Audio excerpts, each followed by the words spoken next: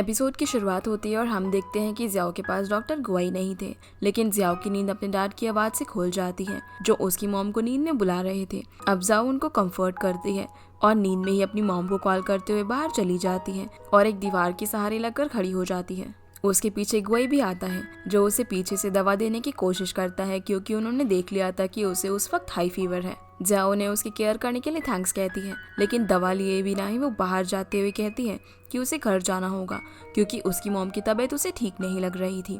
फिर वो एक टैक्सी लेकर अपने घर पहुंचती है, लेकिन जियाओ की तबीयत बहुत ही खराब हो चुकी थी और वो किसी तरह से अपने घर के दरवाजे पर पहुंच जाती है। लेकिन इससे पहले कि वो डोरबेल बजाती, गुआई आकर उसे अपनी गोद में उठा लेता है और कहता है कि वो उसकी मॉम को देख लेगा। फिर वो उसे अंदर ले जाता है और उसे अपने बेड पर लिटा देता है।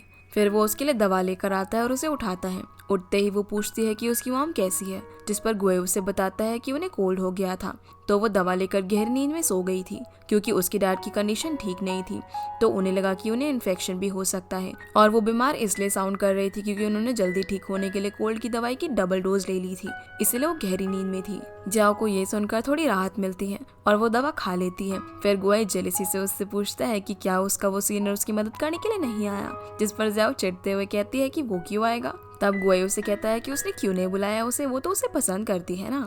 अब जियाओ हड़बड़ी और गुस्से में कह देती है कि जब वो पहले ही किसी और को पसंद करती है तो वो उसे पसंद क्यों करेगी।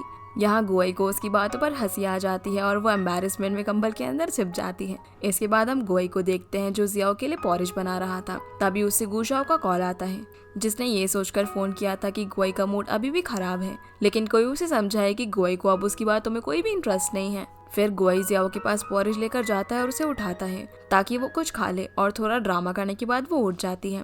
खाते खाते वो अजीब से एक्सप्रेशंस दे रही थी और गुआई उसे देखकर हंस रहा था। थोड़ा बहुत खाने के बाद वो कहती है कि पॉरिश का टेस्ट बहुत ही बुरा है और उसे सोना है। फिर वो वापस से लेट जाती है। अब जैसे ही गुआई वहां से जाने की बात कहता है तो वो उसका हाथ पकड़ लेती है और उसे नहीं जाने देती, लेकिन गुआई इतनी अनकंफर्टेबल पोजीशन में बैठा था कि उसकी बैक में दर्द होने लगता है। अब थोड़ी देर में वो देखता है कि जियाओ बहुत ज्यादा स्वेट कर रही है तो वो उसके फेस को टिश्यू से वाइप करता है। इतने में ही वो उठ जाती है। फिर गुआई उसे नहाने के लिए कहता है क्योंकि उसे बहुत ज्यादा पसीने आ रहे थे और किसी तरह से उठकर वो उसे कपड़े देता है। उसके बाद वो हंसते हंसते अपनी बॉडी को स्ट्रेच करने लगता है। इसी बीच जब जियाओ नहाने के बाद खुद को देखती है तो उसको रैशेस हो गए थे, इसलिए वो चिल्लाते हुए रूम में जाकर खुद को कवर कर लेती है। जब गुआई उसे देखता है तो वो कहती है कि वो बहुत ही बुरी दिख रही है, लेकिन गुआई उसे कहता है कि उसके लिए वो हमेशा खूबसूरत रहेगी। और इसी बीच वो नोटिस करता है कि वो दोनों बहुत ही क्लोज आ गए हैं, इसीलिए गुआई को जब ये एहसास होता है तो वो उठ जाता है और जियाओ को मेडिसिन ला कर देता है क्योंकि उसे पीनट से एलर्जी हो गई थी जो उसने पॉरिश में खाया था। फिर दवा खाकर जियाओ सो जाती है और गुआई दरवाजे के बाहर से ही कन्फेस करता है कि वो उसे पसंद करता है, लेकिन वो तो सो चुकी थी और कोई आवाज न सुनकर वो अंदर जाता है और उसे सोता हुआ देखकर उसे अच्छे से कवर कर देता है। फिर स्माइल करते हुए स्टडी में जाकर अपना काम करने लग जाता है। अगली सुबह जियाओ की नींद जब खुलती है तो सबसे पहले उठते ही गुआई को ढूंढती है जो उसे नहीं मिलता, लेकिन जब वो बाहर लिविंग रूम के टेबल पर देखती है तो वहाँ कंटेनर्स के अंदर कुछ रखा हुआ था। देखने पर उसे पता चलता है कि एक में उसके लिए पॉरिज है और दूसरे में उसकी डैड के लिए सूप, जो कि कीमोथेरेपी के बाद वो आसानी से पी सकते हैं। साथ ही साथ वहाँ पर कुछ फाइल्स भी रखे हुए थे जिसपे गुआई ने उसकी डैड की कंडीशन के बारे में सारी रिसर्च की हुई थी।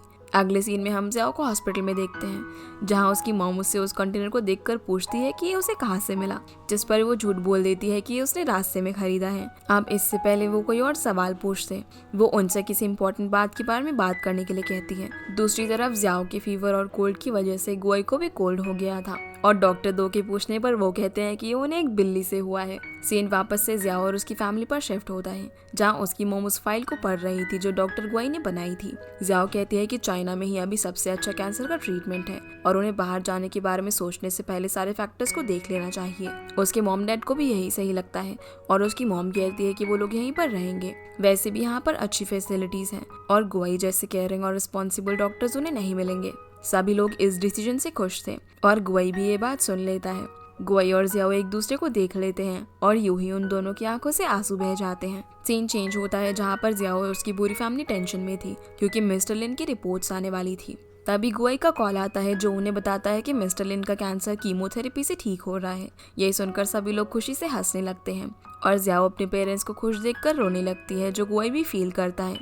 अगले सीन में हम जियाओ को सेंसन के साथ देखते हैं जहाँ वो डॉक्टर गुआई को गिफ्ट देने के लिए पूछती है और थोड़ा इरिटेट होने के बाद जिनचन उसे कहती है कि उसे डॉक्टर गुआई के लिए चेलो बजाना चाहिए और यही उसकी ट्रू फीलिंग्स होंगी। अगले सीन में हम जियाओ को अपने रूम में किसी डेड बॉडी की तरह बैठी हुई देखते हैं और वो अचानक से खड़ी होकर अपना चेलो लिए कहीं पर जाने लगती है। उसकी मॉम उसे देखकर पूछती है कि क्या वो जंग लड़ने जा रही है, जिसके जवाब में वो हाँ कहती है। हॉस्पिटल पहुंचकर जियाओ डॉक्टर गुआई से कहती है कि वो उनके लिए चेलो प्ले करना चाहती है, जिसके लिए वो हाँ कहता है और उसे छत पर चलने के लिए बोलता है। वहां जाकर वो उनके लिए चेलो बजाने लगती है और दोनों ही अपने कुछ मोमेंट्स जो साथ में बिताए हुए थे उन्हें याद करते हैं। जियाओ अपने मन में कहती है कि वो चेलो का म्यूजिक बहुत ही प्लेन रख रही है और ठीक ऐसा ही उसका प्यार गुआई के लिए भी है, एकदम प्लेन और साफ। फिर चेलो बजाने के बाद जियाओ वहां से पैनिक करते हुए चली जाती है। वो बाहर एक बेंच पर जाकर बैठती है।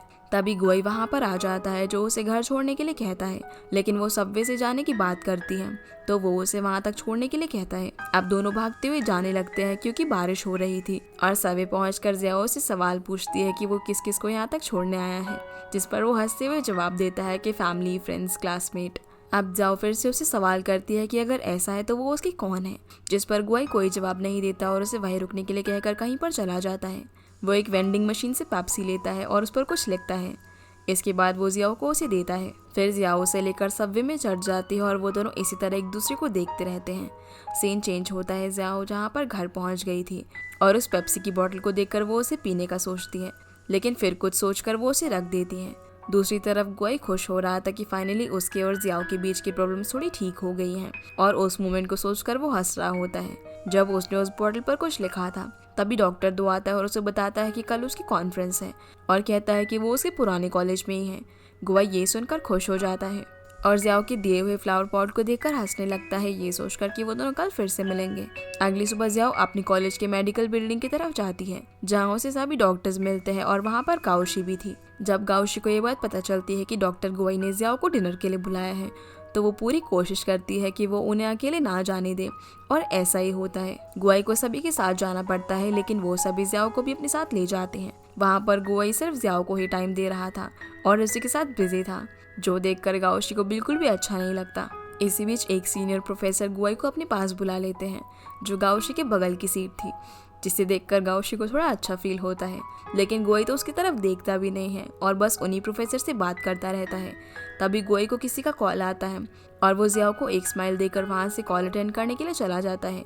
फिर सभी बात करने लगते हैं और इसी बीच सब गाओशी और गुआई की शादी की बात करने लगते हैं कि वो दोनों जल्दी ही शादी करेंगे और उन्हें अब और वेट नहीं करना चाहिए क्योंकि वो दोनों कॉलेज के दिनों से ही साथ में हैं और भी बहुत कुछ। गाओशी सभी की बातें सुनकर शर्माने लगती है और खुश भी होती है। ये सब कुछ जियाओ के सामने ही हो रहा था और वो ये सब सुनकर थोड़ा अनकंफर्टेबल हो जाती है और सभी से सॉरी कहकर वहाँ से चली जाती है। फिर वो रास्ते पर रोते हुए चलने लगती है और खुद से कहती है कि वही बेवकूफ़ है जो वो डॉक्टर गुआई के साथ रहती है। उसे तो पहले से एक क्लियर साइंस मिल रहे थे कि गुआई और गाओशी का कुछ चल रहा है और सभी लोग भी उनकी शादी की बातें कर रहे हैं। वहीं डॉक्टर दो को भी सब अच्छा नहीं लग रहा था क्योंकि वो तो समझता है कि गुआई जियाओ को पसंद करता है। तभी डॉक्टर गुआई वापस आ जाता है और जियाओ को वहाँ पर ना देखकर वो परेशान हो जाता है। तभी उसे कोई मैसेज आता है और फोन में देखकर उसका मूड खराब हो जाता है। फिर वो वहीं बैठी डॉक्टर यान से कहता है कि क्या वो जियाओ को उनकी पेशेंट की फैमिली की तरह ट्रीट करना बंद करके उसे एक लड़की की तरह ट्रीट कर सकते हैं जिसे डॉक्टर गुआई पसंद करते हैं। और ये सुनकर तो सभी के होश ही उड़ जाते हैं। गुआई सभी लोगों को क्लियरली वार्न करता है कि गाओशी सिर्फ उनकी कलीग है और जियाओ उनकी गर्लफ्रेंड, तो सब उससे वैसे ही ट्रीट करेंगे। और उसके और गाओशी के रिलेशनशिप के बारे में वो आगे कुछ भी गॉसिप नहीं सुनना चाहता। वो डायरेक्टर से भी यही कहता है कि जियाओ उसकी गर्लफ्रेंड है और गाओशी सिर्फ उसकी कलीग है, जिसके लिए डायरेक्टर उन्हें सॉरी कहता है क्योंकि उन्होंने ड्रंक होने की वजह से कुछ ज़्यादा ही कह दिया था। अब गुआई वहाँ से चला जाता है और गाओशी बस देखती ही रह जाती है और ड्रिंक करते हुए उसकी आंखों में आंसू आ जाते हैं। यहाँ उन सभी के बीच में बस यही प्रॉब्लम हो गई थी क्योंकि गाओशी और गुआई हमेशा साथ रहते थे, इसलिए सभी लोगों ने अज्यूम कर लिया था कि वो दोनों शादी करेंगे और गाओशी ने ये सोचा कि गुआई उसका है, लेकिन रिलेशनशिप ऐसे नहीं बनते। फिर गुआई जियाओ के पास भागते हुए पहुंचता है और उसे रोकने की कोशिश करता है, लेकिन वो नहीं रुकती और जैसे ही वो रुकती है तो वो उसके ऊपर चिल्लाते हुए कहती है कि वो बेवकूफ़ थी जो वो उनके साथ थी, वो तो बस उसके साथ खेल रहा था क्योंकि वो तो गाओशी से ही शादी करेगा और सारा हॉस्पिटल यही बातें कर रहा है और जब उसे ऐसा ही करना था तो वो उसके साथ इतने अच्छे से क्यों बिहेव कर रहा था। ये देखकर गुआई को बहुत ही बुरा लगता है क्योंकि वो जानता था कि जियाओ उससे काफ़ी ज़्यादा हर्ट हुई है और वो उसे अपने गले लगाकर उसे अपनी धड़कन सुनाता है। फिर वो उसे एक ब्रेसलेट पहनाता है जो उसकी दादी ने उसे दिया था उस लड़की को देने के लिए जिसे वो पसंद करता है और फाइनली वो कन्फेस करता है कि वो जियाओ को पसंद करता है और वो उसे ही अपनी गर्लफ्रेंड बनाना चाहता है। ज़ियाओ भी हंसते हुए अपना लव कन्फेस कर देती है और दोनों खुशी खुशी घर चले जाते हैं। ज़ियाओ बहुत ही ज्यादा खुश थी। तभी उसे गुए का मैसेज आता है कि वो पेप्सी की बोतल को चेक करे, इसीलिए वो जल्दी जल्दी उसे खत्म करती है ये देखने के लिए उसके ऊपर क्या लिखा हुआ था। असल में उस पर लिखा हुआ था कि गुए उसे पसंद करता है। अब क्योंकि ज़ियाओ भी उसे पसंद करती है इसीलिए वो उस पर मीटू लिखकर उसकी फोटो उसे भेज देती है और गुए खुश हो जाता है। तभी उन्हें किसी का मैसेज आता है और वो दोनों अपनी बिल्डिंग के नीचे जाते हैं और हम देखते हैं कि वो गाउशी ही थी जिसने उन्हें मैसेज किया था। वो उनके आते ही उनसे पूछती है कि उसके अंदर क्या कमी थी जो उन्होंने ज़ियाओ को चूज किया और उसे नहीं। तब गुआई कहता है कि उसे घर जाना चाहिए, वो ड्रंक है, लेकिन वो जवाब चाहती थी। इसलिए गुआई कहता है कि उसे और ज़ियाओ को कंपेयर करना बेवकूफ़ी है। वो बहुत ही अच्छी है, प्रोफेशनली बहुत ही काबिल है, लेकिन इसीलिए वो उसे अपनी सबसे अच्छी दोस्त समझता है। ये जवाब सुनकर गाउशी कहती है कि उसका क्या मतलब है, वो ज़ियाओ को तो सिर्फ आधे साल से ही जानता है और उसे इतने सालों से, फिर भी उसने उसके सामने एक इमेच्योर लड़की को चूज किया। गुआई अब तक तो शांत था, लेकिन अब वो उसे क्लियरली कह देता है कि उन्होंने उसे कभी पसंद ही नहीं किया था। ये उनकी गलती है कि उन्होंने इसे पहले कभी क्लियर ही नहीं किया, और क्योंकि अब उनकी एक गर्लफ्रेंड बन गई है तो वो कहता है कि गाउशी को सिर्फ उसके पेरेंट्स पसंद करते हैं, वो नहीं। वो तो उसे बस अपनी एक दोस्त की तरह समझता है और एक जैसे होने की वजह से उसके साथ लाइफ स्पेंड नहीं कर सकते। अब गाउशी बहुत ज्यादा रोने लगी थी। वो उससे घर चलने के लिए कहता है, लेकिन वो उसे कहती है कि वो खुद ही चली जाएगी। अगली सुबह ज़ियाओ और गुआई दोनों बहुत ही खुश थे। वो दोनों सुबह एक दूसरे को मॉर्निंग विश करते हैं और खुशी खुशी अपने काम पर चले जाते हैं। लाइब्रेरी में भी ज़ियाओ बहुत ही खुश थी, जिसे उसके वो क्रेजी कपल दोस्त भी देखते हैं। अगले सीन में हम ज़ियाओ को सेंसन के साथ में देखते हैं और फाइनली वो उन्हें बता देती है कि वो गुआई को डेट कर रही है। तभी उसे एक मैसेज आता है जिसमें हम देखते हैं कि गुआई ने उसे मूवी के लिए पूछा था और वो खुशी खुशी हाँ कह देती है। वहीं दूसरी तरफ गुआई के पास वाइस प्रेसिडेंट आता है और गाउशी से बात करने के लिए कहता है, क्योंकि वो कल रात से कुछ ठीक नहीं थी और वो सिर्फ उसी की बात सुनती थी।